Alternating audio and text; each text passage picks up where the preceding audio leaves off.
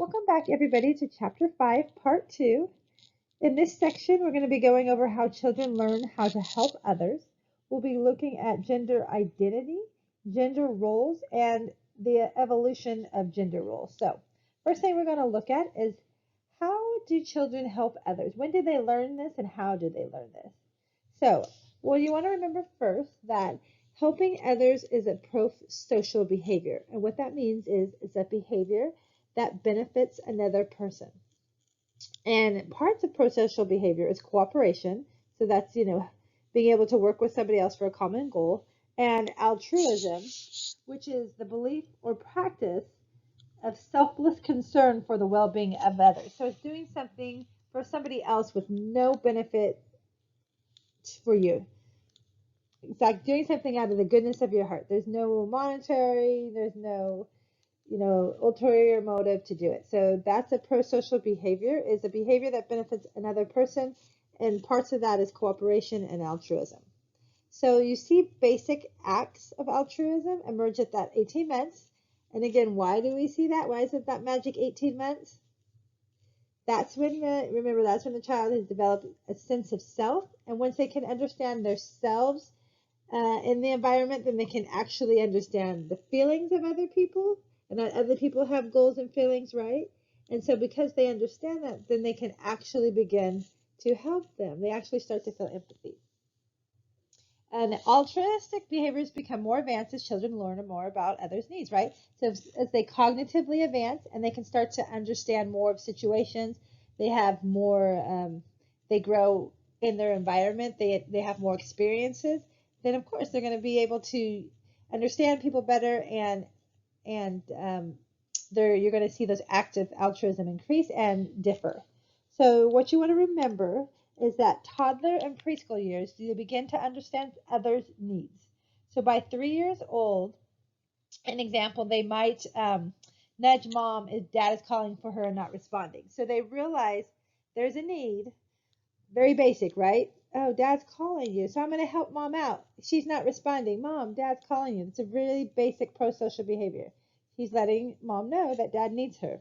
He's seeing that dad has a need and that mom's not responding, so I'm going to help. It's very, very basic, 3-year-old. So it's really limited in young children because they just do not know how to help. So they have very basic helping. They don't have the experience. They don't know there may be a problem. They just don't know. So that's why you see very, very basic, like the example I gave you, just, recognizing a very basic need isn't being met. So like when dad's calling for mom, mom's not answering, it's a basic need of, hey mom, dad's calling. So that's what you're going to see in the younger children, the preschool. But they're starting to understand really, really basic needs that, oh, you may need help. And we're going to look how this progresses in the next slides. So remember, children are more likely to engage in altruistic behavior, that selfless act, as they get older and less egocentric. So remember, as they in that, T to 6, they're very egocentric, right? Me, me, me. The world revolves around me. So as they grow out of that phase, they can start seeing more of what, there's other people that actually have feelings and goals and stuff too, that my actions or other actions can hurt them. So they start to have really basic needs where they're kind of younger preschool, that egocentric phase. And then as they get out of it, you're going to see altruistic, more selfless acts as they recognize that they are in a society of people that have goals and needs and feelings.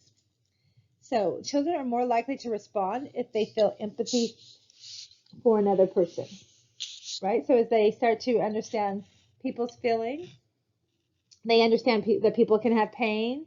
They understand that boo-boo hurts when they fall down, right? They're going to be more likely to help them stand up because they understand that would hurt.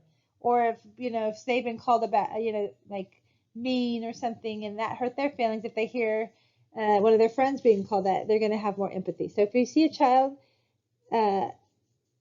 will help more if they're feeling empathy. And you see a child that doesn't have an empathy, that can't relate, is not going to understand the feeling of needing to help them because they're not relating, they're not being empathetic to their needs.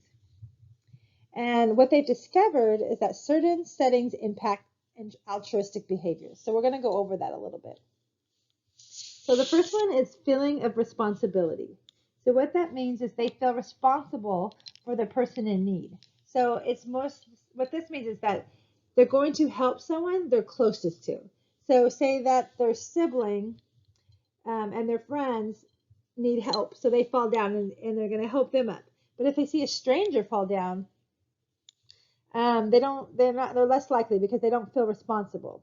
They feel responsible for the people that are closest to it. So siblings, friends, parents. So they're more likely to be altruistic, helpful, than if it was with a stranger. The second one is feeling of competence. So remember we talked a little bit about preschools, why they don't help a lot, because they just don't know. So if they don't know a skill, or they have uh, very poor mastery of a skill, they're less likely to help someone, because if they're not getting it, because they don't know how it works, they don't know how to help them. So but if they feel like, oh, I've done that puzzle, I see my friends really struggling with that puzzle, I've done it like 10 times, I feel very competent, I can help them.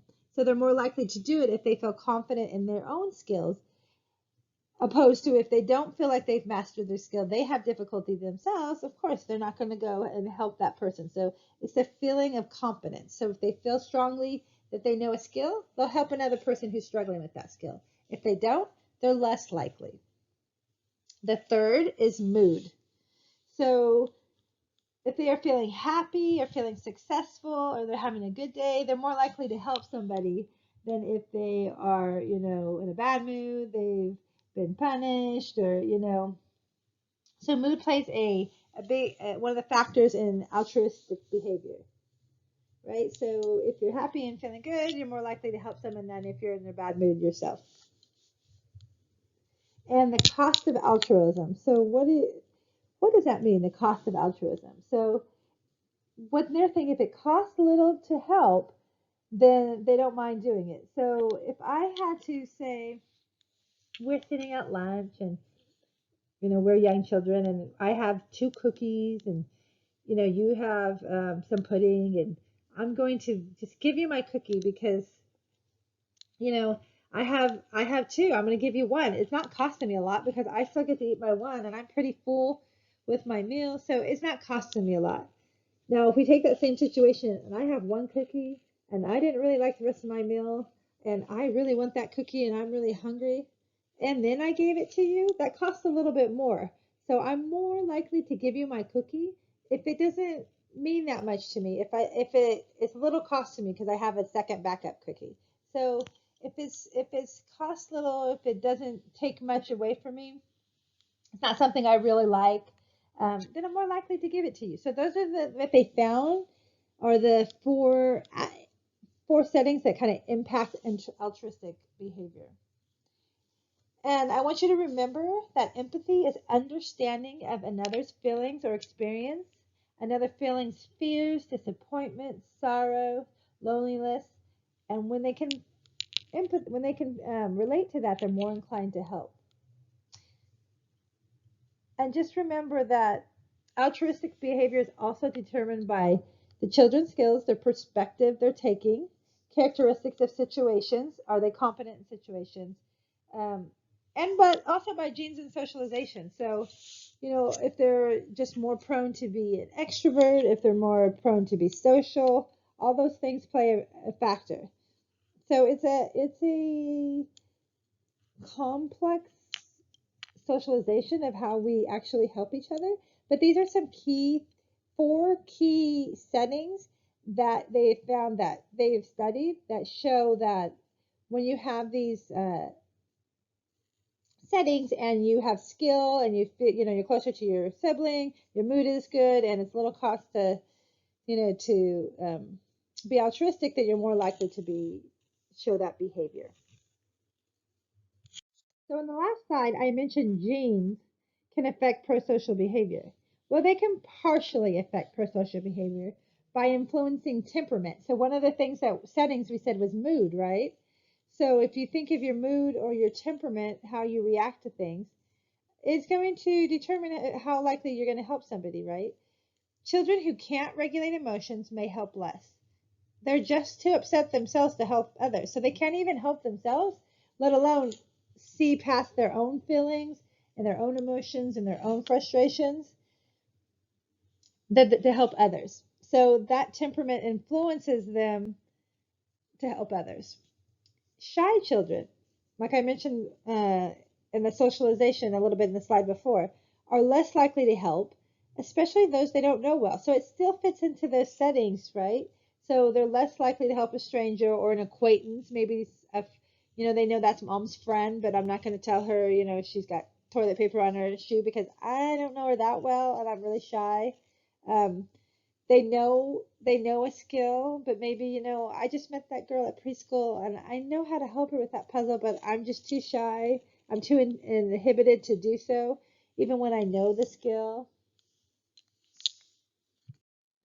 So what they found in research is that twins are more similar, display more similar pro-social behavior that benefits another person than fraternal twins. So that's one of the support for genes affecting pro-social behavior. Again, it's just part of it, right? Because we learned that you can have the genes and the environment can really set how those genes are activated. But they with twin studies is our big study to be able to tell, what is actually helps us clear out what role genes play. So they found that genes actually play definitely do play partly an effect on pro-social behavior because identical twins have more similar pro-social behavior than fraternal twins.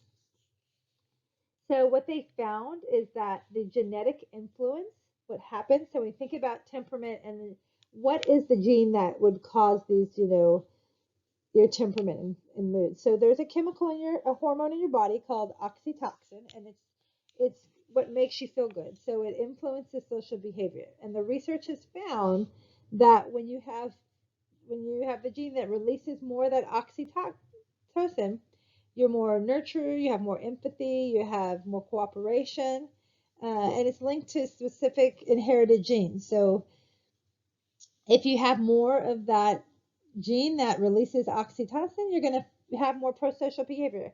Have you ever met somebody who they're just naturally just have a good attitude all the time? They tend to, be positive. You're like one of those people like, oh, she's just one of the most positive people I've been around. She's never in a bad mood. Possibly if you studied her genes, she might have, that gene that has more oxytocin release, just naturally has more likelihood to have pro-social helpful behaviors. Doesn't mean the rest of us can't have that, but some people are just more prone for it to come easier. Okay, so genes play a part, a little genetic influence there, and that's how they do it. A little bit about that release of that hormone oxytocin, but it's not the whole picture. But it's definitely part of the picture.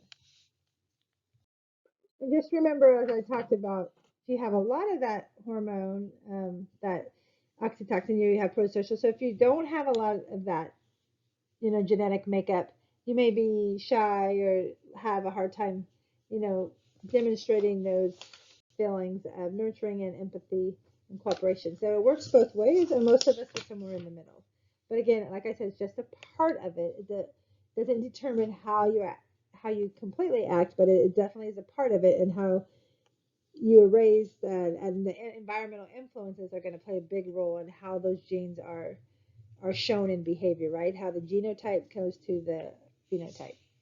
So with saying that, parents can influence altruism greatly, right? They are the mirror, they are the role model, they are what the child is mimicking, learning through observation, right? They're modeling. So how does parents influence altruism? So let's take a look at that. So the first thing is through modeling. Children are likely to imitate prosocial behaviors. So just like they see you being kind to somebody else, they see you helping somebody else, they're going to do that as well. So they're learning positive socialization, positive ways to deal with other people. The second way is disciplinary practices. So they found that if parents are warm, supportive, who provide constructive feedback are more likely to have prosocial children. So what that means is if a parent disciplines in a structured way, explains why they're getting in trouble, gives feedback on how to improve, they're more likely to help others because they understand the process of conflict resolution. They understand the process of why we do things. They're getting that support and they're understanding of helping others. So even when they're getting in trouble, they're understanding that I'm doing this because I want to help you learn to be a better person. So that disciplinary practice that they found in research, they have shown more pro-social children. So it's that use of reasoning. So when you use reason with children, it teaches them that pro-social behavior, that positive behavior. And lastly, parents can give children opportunities to behave pro-socially. So if you're in a household where you don't see your parent, model, they don't help others, they yell and scream and give you no reason for why you're getting in trouble, you live in fear and anxiety, and then you have no opportunity to interact with other people to learn how to help, to have these opportunities to help each other. How do you think that child is going to be when they're a teenager or an adult? Are they going to have the skills and have the opportunity to practice these skills and seeing what it should look like to be a productive member of society and with socializing and helping others? So probably not. So, and there's a spectrum, we all have different levels of where we come from, but that's why they found that if you have more activities, if parents provide these situations, they're more likely to see it as an adult in children and adolescents. So when children and adolescents are given more opportunities for pro-social behavior, they're given a chance to help. So that would be chores, cleaning, setting the table. When they start to realize the needs of others, they enjoy self-satisfaction in helping others. They start to feel that reward of, oh, I'm part of a community. I'm part of helping you. It's not just about me. And that carries on into adulthood.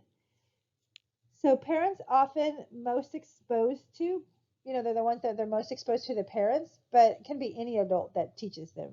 Any adult that spends a large amount of time has a powerful influence, right? Have you had a mentor? Had you had a sibling you really looked up to? Maybe a coach that really showed you how they talked to others, how they helped each other, how even, maybe when you were getting into a teacher, when you students were getting in trouble and they were so nice, yet even when kids were getting in trouble, you're learning how to interact with people. You're learning a positive way to interact and help others.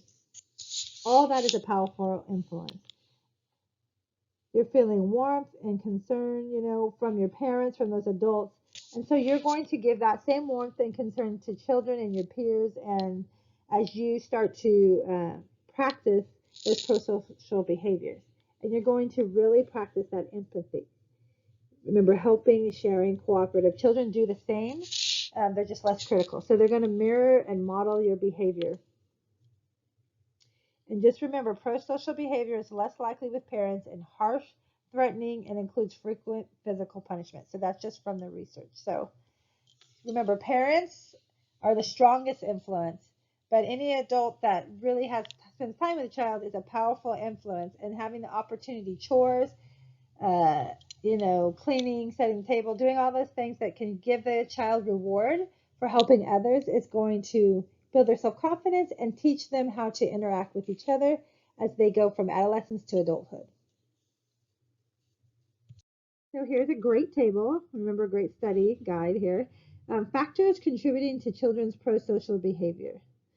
So let's take a look. So you have your general category, types of influence, and then children are more likely to help when. So let's look at the first one, skills. So that's the general category. The types of influence would be perspective taking, empathy. So if I'm learning how to be, take on someone else's perspective and feel for them, empathy, feel for them, then that child is more likely to take another person's point of view, to feel another person's emotions, right? So they're able to walk in their shoes, kind of. That's that skill. I can walk a mile in your shoes. I can try to understand how you're feeling. The other one, the next one is situational influences. So that would be what we talked about, feelings of responsibility. These are those settings, right?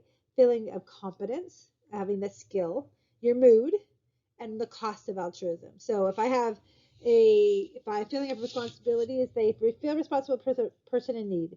So remember, that's usually someone who's close to them, a friend, a sibling, a parent, and they're less likely to help someone, a stranger, because they don't feel responsible for them.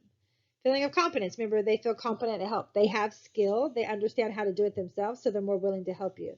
Opposed to if they don't know how to, they're just not going to help you because they don't have the skill. They don't know how to help you. And then their mood. If they're in a good mood, you're happy. You're more likely to help. Cost of altruism. So remember, that's does it cost the pro-social behavior small? So that's what the child feels like if I have two cookies and I give you one, the cost is small because I have another cookie backup. But if I only have one cookie, the cost is a lot bigger because I really want that cookie. So that's the cost of altruism. Now, heredity, remember that's genes. And when we think of helping others and genes, it's temperament. So they're not shy and can control their emotions. So that's that oxytocin influence. So shyness and controlling their emotions. So how much of that gene and how much of the environment has pulled out that gene? That's where we look at the heredity component. So think of temperament. And then parents' influence, modeling, discipline, and opportunities. So are they parents showing how to be pro-socially themselves? Are they helping others being altruistic? When they discipline, do they reason? So that's that key word, reasoning with them. So there's explaining, giving feedback, and giving alternatives to the situation. Or are they being harsh and critical and giving physical behavior, which they have shown is less likely to have pro-social behavior. And then the last time is opportunity. So if you just see it, but you never have an opportunity to practice it, you're not going to develop into good pro-social behavior. So setting the table, cleaning your room, having chores, helping a sibling with their homework, helping grandma with her groceries. Do they have opportunities to practice at home and elsewhere? So now we're going to take a look at gender roles and gender identity. And what we want to go over in this part is what are stereotypes about males and females? Right now, think about it. When you think of what is the female's role in the house and what is the male's role in the house, do you have stereotypical ideas? Are they the same as your from 50 years ago, from 100 years ago? How did we come up with those? Are they changing? We're going to discuss some of that stuff. How well do they correspond to actual differences between boys and girls? So, adult male and female, how different are we or the same than our counterparts, boys and girls as children? How do young children learn gender roles and how are gender roles changing? So let's begin by understanding how we understand gender roles. So first we want to understand what is a social role. A social role is a set of cultural guidelines as to how a person is to behave. So it's kind of what our society says, our expectation of how each person is to behave. If you're a man, this is how you should behave. If you're a female, this is how you should behave. And where do children learn these rules? They learn these rules associated with gender beginning in infancy. And who do they learn them from? Their parents, right? Who is the closest people to them? They start with their parents or the primary caregivers. So children learn about roles associated with gender, um, and definitely by their first birthday, right? One to their first birthday. Children begin to identify as a boy or girl at the same time as they are learning gender roles. So what is a female role and what is a male role? So you might start to see they play like mom or they play like dad or they see mom or dad doing something. So they begin this in infancy and one of the first things they learn as they're going. So now let's look at images of men and women, facts and fantasies. So when you think of men gender roles and women gender roles, let's take 50 years ago. What do you picture in your mind? The man goes to work, the woman stays home and takes care of the kids. You think of men work, women's work. Maybe the man mows the lawn and the woman, makes dinner. Those are gender stereotypes, beliefs and images about males and females that may or may not be true. They found that knowing a person's gender leads to making inferences about behavior and personality. And so what does that mean?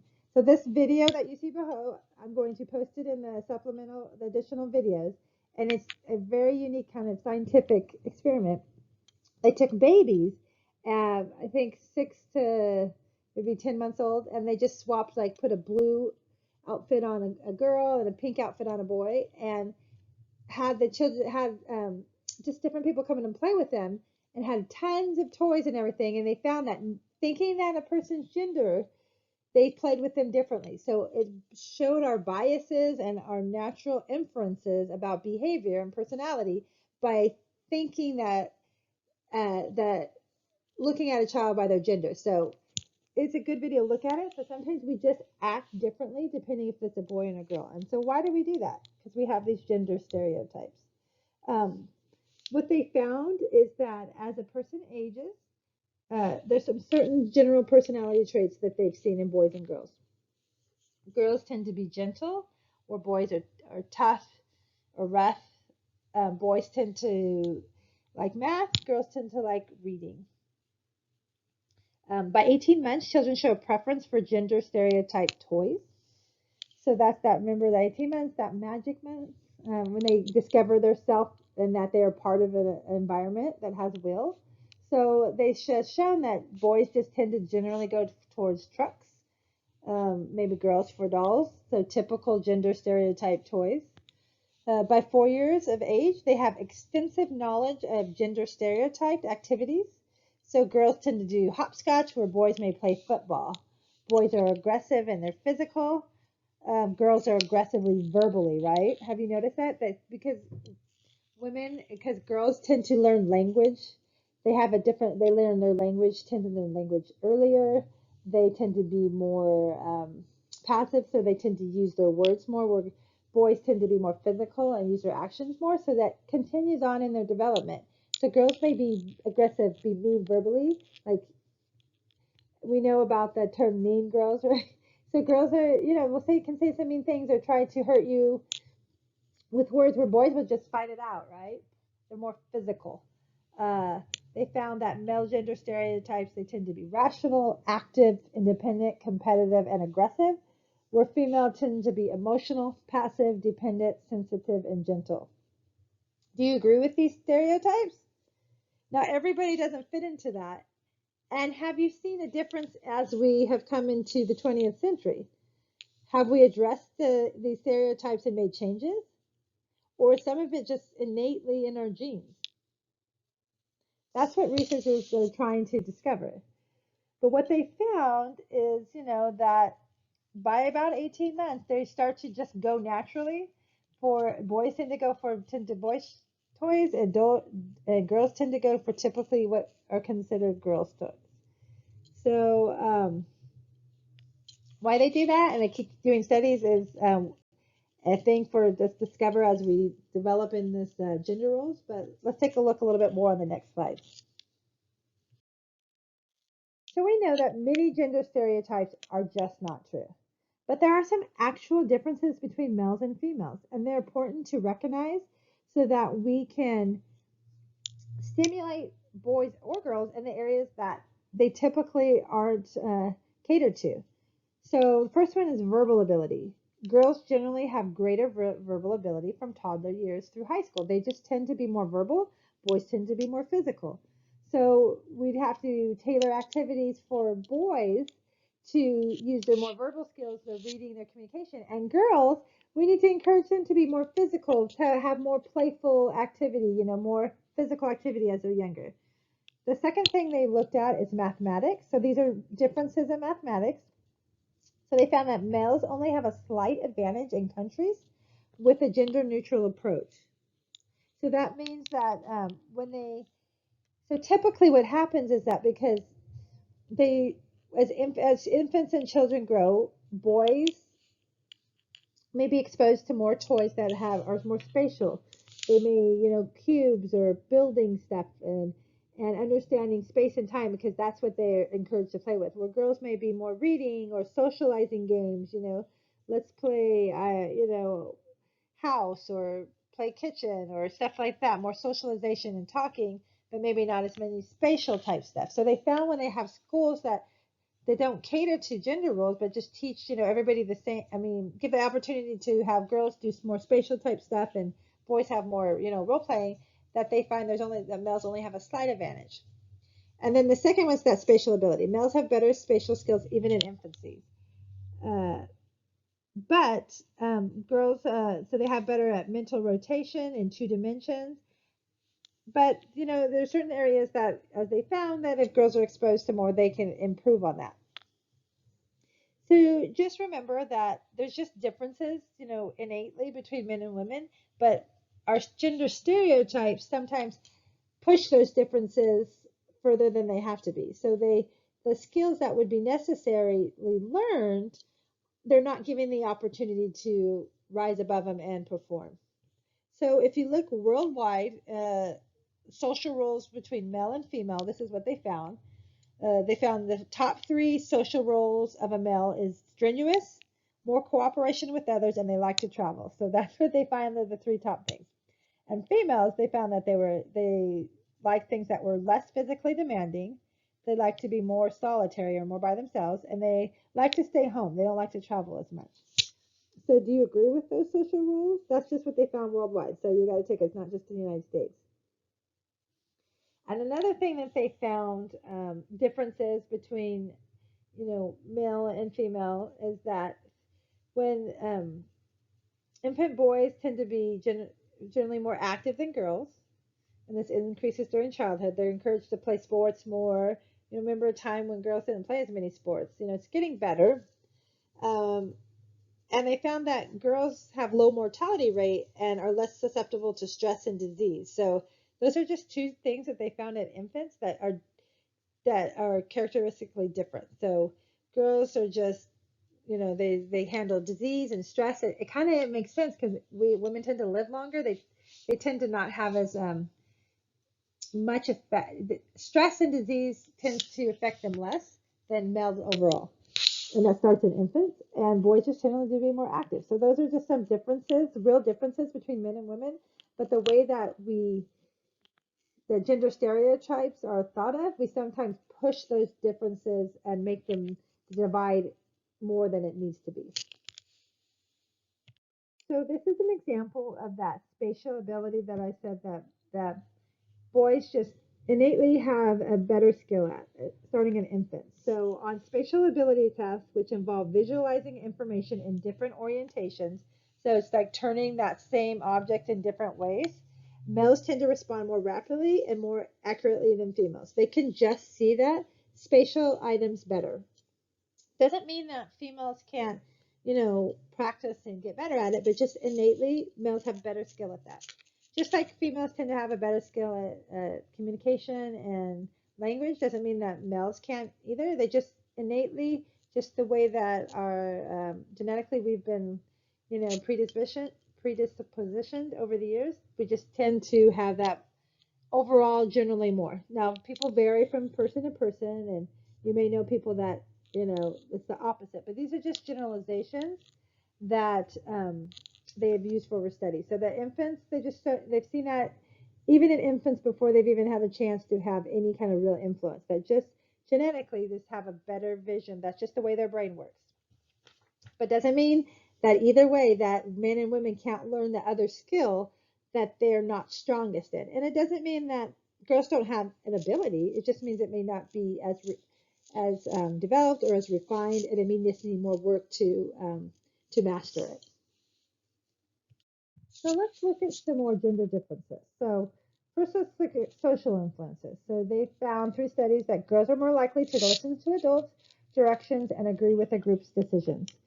Girls recognize flaws more likely to agree with others. They just pay more attention to the conversation, to the emotional responses, and they want to be in agreement. They want that group cooperation.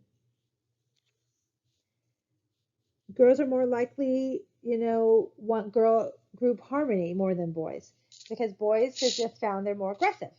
Boys show more physical aggression beginning at 17 months. Girls engage in relational aggression. They hurt others by damaging the relationship with peers. So we see that, right? We see boys maybe get in more physical fights. Girls are say more mean words. They may say ostracize a girl from outside the group, right? We've heard the term mean girls. You think about growing up. I even see it in my daughter's. My daughter's in fifth grade now. I see, girls starting to be cliques. If you were a girl growing up, you can see how mean they could be. They can be nice one day, mean the next day. So they use that as a relationship aggression, where boys are just more physical. They use their aggression physically. Another gender difference is emotional sensitivity. So girls are better at expressing their emotions and interpreting other emotions. Why do you think that? Well, they found that even infant girls can identify happy versus sad better than boys. They're just more empathetic. So there's something innately genetically in us that has just we just tend to respond more to emotions, even in our infant years. And then the environment that that child, and be boy or girl, is going to enable that strength to develop or not develop. But in general, girls just tend to be better expressing their emotions. They tend to use language earlier. They tend to be more relationship, right? So that they're in more relationships, they're practicing it.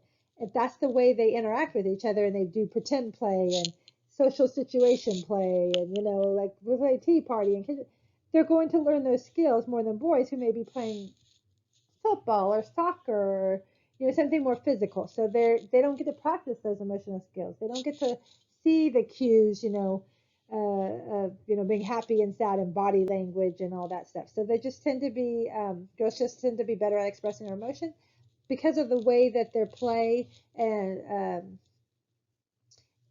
has been structured, and it's what they tend to gravitate towards. Infant boys tend to be more physical all the way up through, as they're growing up, and girls just tend to be more social. What they found is one of the key aspects is memory. And so they found that girls are just better at remembering things. So like faces, more elaborate emotional details, objects and locations more accurately because they're paying attention to the social situation because again they've practiced it and they're more innately wanting to make those language relationship expressions where guys are more physical. They're just putting to action. So they're not putting a memory to a face or to an emotion. When you tie memory to emotion, you're more likely to remember it. So that's just general. Another thing I want you to remember is as effortful control. So I want you to picture a classroom and you have a boy and a girl. They're both sitting there. Let's say they're 5. And the kindergarten teacher is trying to give them a task. Maybe cut up this, paper into a heart. Who do you think is more likely to sit still, listen, and complete the task, the boy or the girl? Well, they found that girls tend to because they're more skilled at regulating their behavior to inappropriate responses and they have better focus on attention because they've practiced that. They practice role turning, role taking, those social behavior type stuff. Um, they sit still, they listen. Boys tend to fidget. They tend to pester the nearby child. They just don't have the skills because they innately tend to be more physical, but because of that, we foster that. We encourage boys to be physical. We encourage girls to be more social, so they don't develop those skills. So, as a part of a little bit of genetics and a part of the environment, increasing that stereotype. So that's why they predict that why you might see more boys have ADHD than girls. But again, these are just generalizations. Um, Everybody's different. Everybody has different personal experiences, historical context. It depends on when you were born, right? What year you were born. Like I said, the 50s compared to right 2020, the whole different aspect, right? That's going to affect how you learn these behaviors. And so boys and girls raised now have a lot different maybe gender stereotypes or gender roles than they did 100 years ago. Some may be still the same, right? But again, these are all generalizations that they've kind of done through studies, but does not mean that everybody fits into these categories. So now we're going to go over gender typing. So, who do children learn gender from? Children learn gender roles from their parents and the world around them. They're always looking at you. So that's why they tell you, parent, you need to, you know, model the behavior you want for your children. You need to promote, healthy, pro-social, and good gender roles. So parents encourage gender-related behavior in their children. What can you think of some examples? They may encourage girls to play with dolls and boys to play football. So because they encourage that, they take that road, and when they play, that's where they're learning their skill. Girls tend to be more social, boys tend to be more physical. Fathers tend to respond to children based on gender stereotypes more than mothers. So fathers, maybe because they have the less, what we've learned that males, they just have less insight into maybe emotions and socialization. Just generally, they just respond to really basic things. Like if you want to play, girls want to play with dolls, and maybe they just see their boy following them in their football, footsteps. Mothers are more likely to focus on child's individual needs, so they look more at the individual, and fathers just tend to look at more at the whole. So again, these are just generalizations. Doesn't mean that this applies to everybody, and it also depends on how you were raised, right? The influence that you had from your parents will influence what you're passing on. If your mom was like this and her mom was like this, you may, be like this because it's all you know. Same thing with fathers. Um, so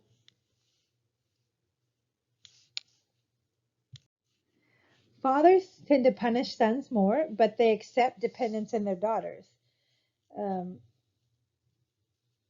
so that's kind of a gender stereotype that maybe fathers fall into, that they're maybe harder on their sons because they have expectations for them, but they may buy into the that their daughters need them and that they more forgiving. So if you have you seen that in the relationship with your family or your parents or even your grandparents?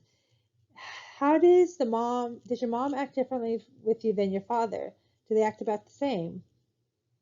Do you see these trends in your own families, or have you seen different ones because of the way you were raised? So these are just generalizations, but just remember as a whole that fathers are more likely to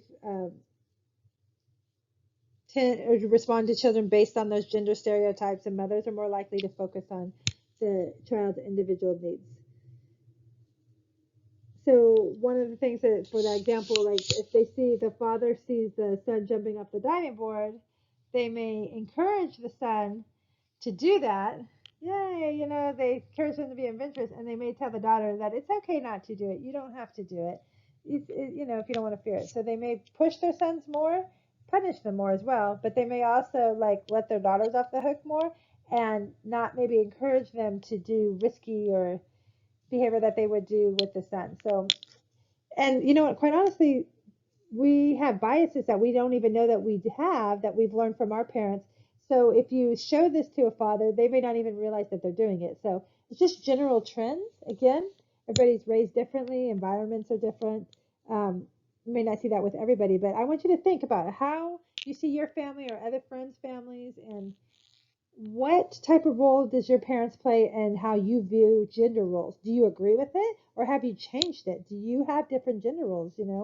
So this is always evolving, right? So think that. I want you to take that question and look at that and really think about, do I apply, am I in the generalization, or am I outside, or am I, breaking those gender roles? So something to think about.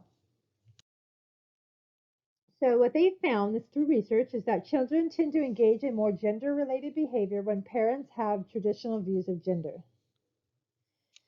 Same-sex play with peers also strengthens gender differences. Boys learn from boys and girls from girls. So when they play with their same sex, it strengthens those gender differences, right? Because they're not learning from each other. Boys are learning from boys, so they're going to learn to be more physical. Girls are learning from girls, so they're learning to be more social, more relationship, more social. And children begin to identify with one group and form a gender identity, the sense of being male or female. So by 3 years of age, they're critical of their peers who engage in gender inappropriate play. So about I don't know if you've ever seen this or, you think about it. So if you see a bunch of boys are playing and they see another boy playing with a doll, they might be mean to that boy because they at about 3 years old they understand that they equate a doll as being a girl's toy. So they may, criticize that child for being playing with a gender inappropriate toy. Because once they learn the rules of what toys or what activities are gender, and they see that from their parents, they see that from society, from the pictures out, in the world, they punish those other children who don't follow them. And it's particularly boys with feminine toys they just found. So have you seen that? What examples have you seen of that? And is it getting better? Are we able to now, can a boy play with a doll? Can a girl play with a truck? Is that okay? Are we changing those gender typing, those stereotypical roles? Full understanding of gender emerges in 3 steps. So you want to understand these. Number one, children can label themselves as a boy or a girl, and that's about 2 or 3. So if you ask them, they'd say, yes, I'm a girl, or I'm a boy. Number two, preschoolers begin to understand that boys will come men and girls will become women. So they will know that, if I'm a boy, that I'm going to eventually grow up and be like my dad, and if I'm a girl, I'm going to eventually grow up and be like my mom. By ages 4 to 7, usually about 5 or 6, children understand that one cannot change gender based on clothes they wear or activities they do. So that would mean that if a boy dressed up like a girl, that doesn't mean they're going to turn into a girl. Or if a girl has really, short hair and kind of has a boy haircut, doesn't mean she turns into a boy. And a boy who plays with dolls doesn't become a girl. So they start to understand that 4 to 7, but usually by 5 to 6. And that becomes stable. So that's when they know the difference, that, male and female, and that you can't change that. That becomes a stable attribute. So this is an example of gender schema theory. So according to this theory, children decide whether an object, activity, or behavior is for females or males before learning more about the objects, activities, or behaviors that are appropriate for their gender. So they see the world through special gender glasses. Activities, TVs, preferences change as they develop. So you can see here they see a doll, then they ask, "Who's that for? Is it for a boy? For a girl?" I am a girl, so if it's for a girl, you can see the next, it's for me. Oh, if it's for a boy, oh, it's not for me. I'll avoid it, and they approach and learn. So that's the gender schema theory. So what they found is that boy sees a girl playing in the sand, would think that playing in the sand is for girls, and that's not for him, and I'm going to avoid it. They see older boys playing football. They see, oh, I'm a boy. They play football. Football is for me. So this theory was developed by Carol Martin, and you can, if you've ever been around children, you've maybe heard them. Ew, I don't want to do that. That's for girls. Oh, that's for boys. That's where some of that gender identity comes from, you know. And as society's starting to change, we're starting to break some of those stereotypes. Um, and is becoming less, but it's still there. It's definitely still there. So something to think about. But this was her idea of how that develops. So another thing that contributes to our gender identity is biology. It contributes to gender roles and gender identity.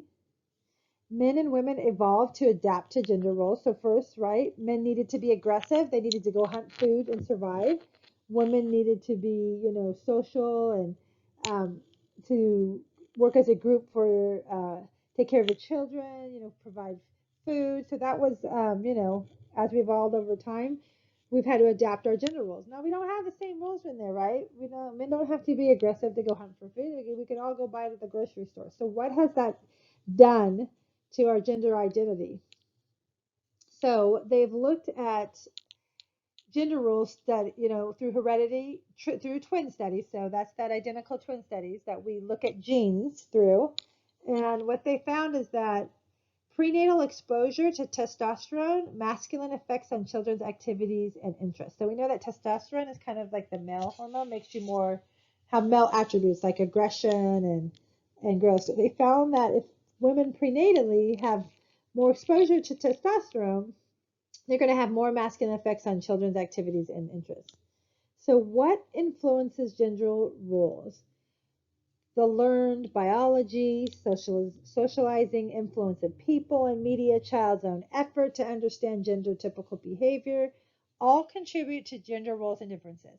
It's not one idea, and that's why there is. Everything plays a part, from your biology to your socialization to the environment you were raised into, what your parents believe, to what you see mirroring, to what we see on TV, to what the child wants to understand or puts effort in. What they find is important to them. So it is a mirror of things.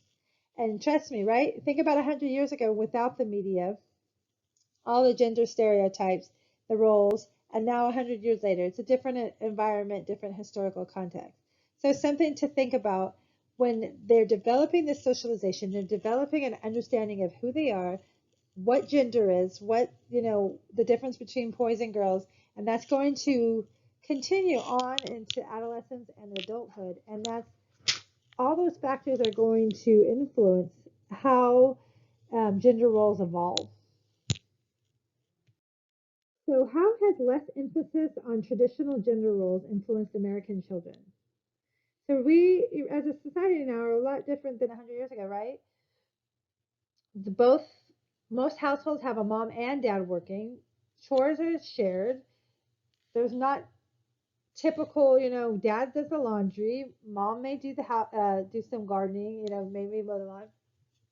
There's less emphasis. Now, granted, there are still some traditional gender roles that we've seen, but children haven't been as influenced. So, what they found is children who grow up without gender stereotypes show some different beliefs and behaviors, right? They're modeling their parents.